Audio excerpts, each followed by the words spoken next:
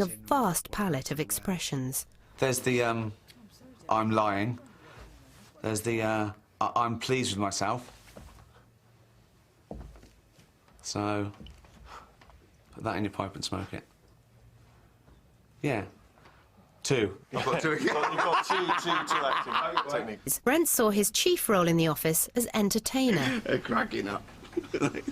He didn't say, I want to be a comedian, or I'm like a comedian. He said things like, as a comedian, and he meant it. He thought, I'm a comedian. You just haven't discovered me yet. No, is it an intro? What I'm saying is... Hey! Finchy! Don't be man, when's it due? Oh, here we go. Fasten your seatbelt. No, it's not a seatbelt big enough for you fat bastard. All bought and paid for. And David Brent saw himself as a double act with odious sales rep Chris Finch, played by Ralph Ineson. Together, they were partners in crime, against comedy. He was there to show that Brent wasn't actually a bastard. Brent was a bit of a, you know, a twit, a bit of a loser. But Finchy was a nasty piece of work. You know, Finch was there to remind you shouldn't really laugh at bullies, because on the face of it, he's this guy who comes in, he's a life and soul, but then he starts being nasty, and you might laugh, but soon it's your turn. And you're a waste of bloody time. Everybody's come across people like that and just wanted to kind of out them, and it felt a bit like outing all these yobby, show-off bullies that exist in everybody's life, and it was quite kind of cathartic to do it like that, which sounds terribly poncy, I know, but yeah, it felt different to play that character, because I really hated him and I enjoyed making him a complete tosser, because, you know, it's like calling those people a tosser yourself. You know. University education didn't help you there, did it? Oh, now, let that be a lesson to you. Eh? Respect your elders and do not fuck with the big boys. Life. When you think about some of the things that Ricky and Stephen did in The Office, the show took on some big issues that people would often shy away from in quite a fearless way. Ricky and Steve like to challenge taboos, or, you know, that's where they like to play in that kind of area. This guy does the best Ali G impersonation. I can't do it. Go on. I don't. I think there's someone else. Sorry, no, it's not you, it's the other one. Ricky sort of has odd little obsessions with certain areas of, you know, things like disability and race, where sometimes we'd sort of go, oh, I really think that's a bit too much. I think you might have to not do that. And which they reacted to, their automatic reaction was to say, well, you know, we're absolutely going to do it then. You like a drink at the end of the week? Besides the redundancy subplot, another key story strand was the romantic triangle between Dawn, Tim, and Dawn's bit of rough from the Wernham Hog Warehouse, Lee, played by Joel Beckett. That's right. You ready, yeah? Yeah, would you mind if I went out for a drink with this lot? No, come on, let's go. The romantic element was always a really important, you know, factor in the whole show, and I think had I made the show on my own, I'd have probably made it much more significant. And I think it was Ricky that suggested that the beauty of it is to let it be very subtle and downplay it, and because of that documentary world, they can't express the way they feel, so it becomes a lot more charged and consequently more romantic. Lucy and Martin, you know, just take that to another level. You know, they have, you know, something which is obviously which is beyond our control, which is just a chemistry together. All these flirtatious moments aren't really just to do with, oh, blouse undone, the top button, or it's to do with them, just look at them getting on. You know, everyone goes, oh, they should be together, and the reason is because look at them always having fun. I think in the professional world, a lot of Ricky and Stephen's contemporaries had regarded them perhaps as a bit of the new guys, and they'd been working at this game for a very, very long time. Suddenly, they changed in their estimation. And it went from being this little summertime show to being something that everybody claimed to have spotted first. Faith in the show was rewarded at the end of season 1 with a South Bank Show Award, followed by a Comedy Award and 2 BAFTAs. Lavished with critical applause, commissioning a second series was a no-brainer, and expectations were high. I remember waiting for the scripts for the second series, and that was infuriating, just waiting for them. I couldn't wait to read them. And of course I wasn't disappointed. Series 2 opens with the merger of the Wernham Hog branches. This means the office has new characters and Brent has a new boss. The younger, more dynamic and, worst of all, more popular Neil Godwin, played by Patrick Ballady, soon to become the ultimate thorn in Brent's side. Another significant threat to the status quo was Stacey Rocker as the vivacious and flirtatious Rachel. Her arrival further complicates the dynamics of the office's romance. Series 2 of anything is a joy, because you're not writing blind anymore. You're not only coming up with the lines for characters you know who's playing them, so you play to their strengths. And, you know, a very good case in point is Big Keith, Ewan McIntosh. Now, he was effectively an extra in the first series. Under strengths, you've just put accounts. Yeah. OK. Under weaknesses, you've put eczema. I think it brought out the kind of the heart and soul of Keith, and it also showed another side to Brent, his sort of exasperation, and him actually being, you know, the brains in the conversation for once. What are you doing? Got hop everywhere. Perhaps the most significant day in the second series, Red Nose Day, which should be one of Brent's happiest days, in fact turns out to be his bleakest. Tim's donation of £1 in return for a kiss from Dawn tells him the dalliance with Rachel was a sham. And when Neil and Rachel perform a polished dance routine for charity, Brent reacts badly and things start getting ugly. Really ugly. I think the second series is in many ways a better sitcom than the first series. I think we got into the romance a bit heavier and more definitely, and we really turned the screws on this man's breakdown.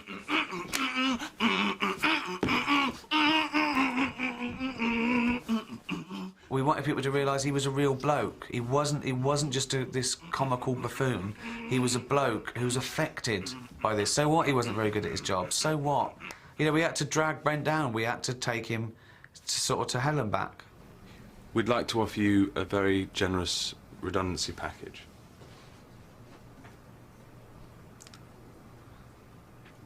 Are you offering me it, or are you telling me I've got to take it? We're telling you you've got to take it. Personally, I think the favourite thing I've ever done is beg for my job back as an actor with Jennifer and Neil. I will try twice as hard. I really will. I know I've been complacent, and I'll turn this place around if we just say that it's not definite now, and then we can. You're not going until if we're starting from now. Starting from now. We wanted people to go, oh, I've been laughing at David Brent for all these weeks, and he's crying now. He's human. He's all right. I wanted another series immediately, and then I wanted more and more and more. And like any channel controller, you've got this wonderful thing, and you just think, this could be 20 of them, this could be on all year, this could be lots and lots.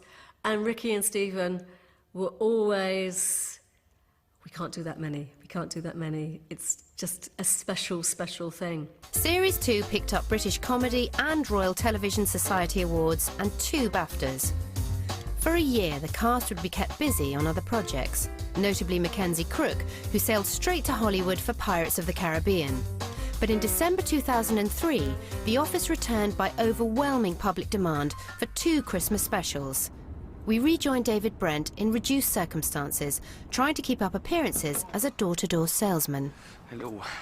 Well, the exciting thing about doing the specials was, you know, there'd been a bit of a gap. I think it had been like a year and a bit, and we treated that like it was a different documentary team going back and doing one of those revisited type programmes. Well, he's the star of that BBC Two documentary series, The Office. He's the boss from hell. He's looking for love and a job. He's all the way from Slough. Give it up, everybody, for David Brent! So now, Brent had become a bit of a minor local celebrity. He was trying to become a performer. So it gave it a new injection. Despite his ignominious departure, he still makes regular visits to the old office, where Gareth now occupies his desk. Well, I bought that from Halfords. Oh, here he is. This fella who nicked me job. Gareth is, his eyes have been opened a little bit about Brent. And perhaps he's discovered that the job wasn't as difficult as Brent sometimes made out, something like that. He's fallen from his pedestal a bit. But, you know, like you remember your first love or a crush you had in school, he's still fond of him.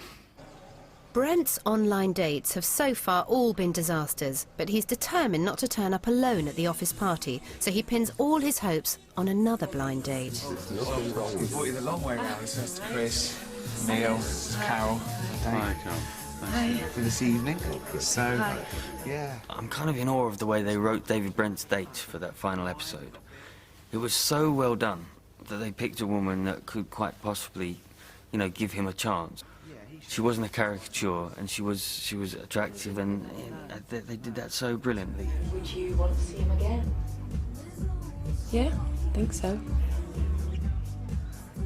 And you were left with such a great feeling that perhaps it's going to be all right for David Brent. People often accused us of being kind of cynical and you know, and sort of a little bit mean-spirited or something. And to us, that was never the case. We always had great warmth and love for these characters, and so we were kind of. We knew people would be expecting yet another downbeat ending, which is why we end the first special in as kind of grim a place as we can, so that we can redeem everyone by the end of the second. No dog with you today, David? Oh, do you not see her? She just left. Chris, yeah. Why don't you fuck off? I think people were so much looking forward to seeing how it was going to work out. And I know people were really rooting for Tim and Dawn to get together. And I hadn't told a soul. Of what was going to happen. I refused. Most people didn't want to know anyway. They wanted to watch it for themselves. But even like my boyfriend or my mum, I was like, no, not telling you. I was like, no, you can bloody watch it. My son. The doctor's telling the truth as well. Is he a man old?